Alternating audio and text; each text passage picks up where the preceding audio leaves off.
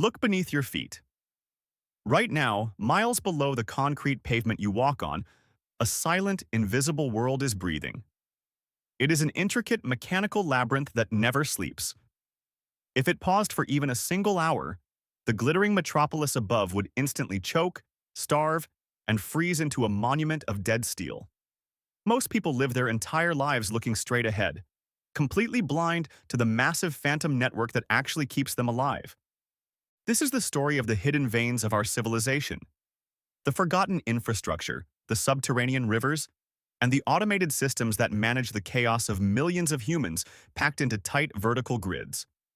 We have built an engineering miracle in the dark, but it is a miracle balanced on the edge of a knife.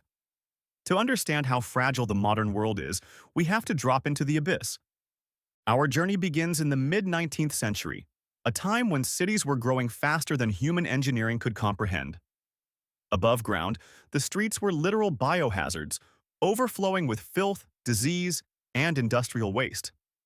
The smell was so oppressive it shut down governments, and deadly diseases like cholera tore through populations. The solution wasn't to clean the surface, but to carve an entirely new underworld out of solid rock. In cities like London and New York, thousands of laborers descended into the mud to build massive brick-vaulted networks deep into the bedrock.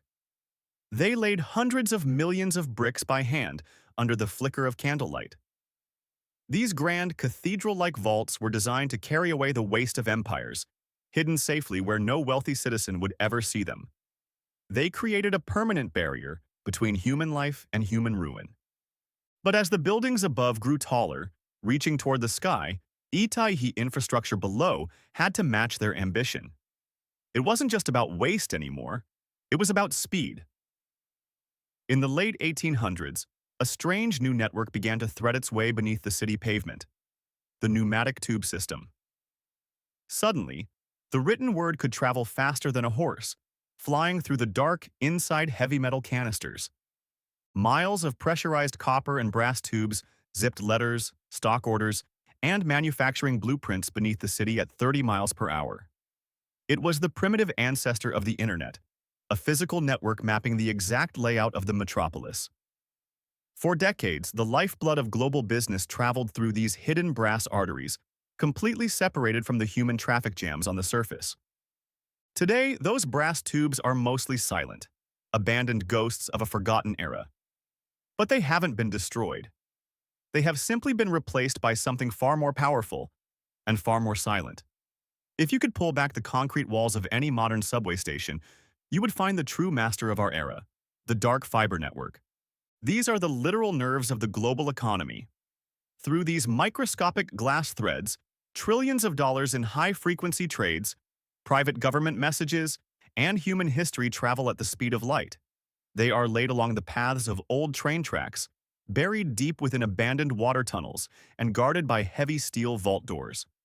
They are the ultimate invisible infrastructure, where a single cut can blind a nation. But data is nothing without power.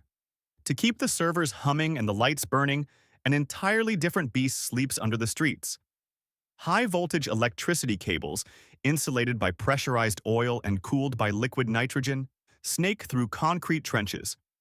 They hum with enough raw energy to vaporize steel in a microsecond, vibrating with a constant, low-frequency pitch that can only be felt, not heard.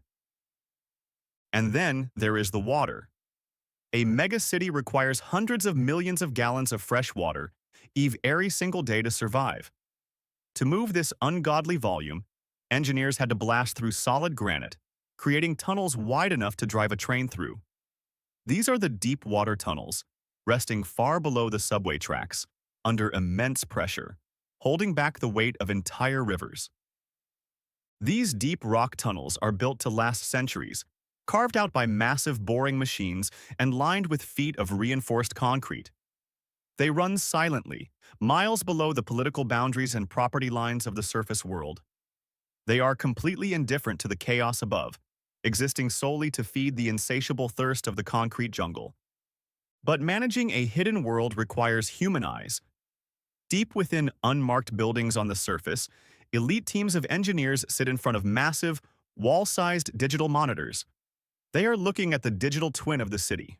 Every pipe, Every valve, every volt of electricity is tracked in real time.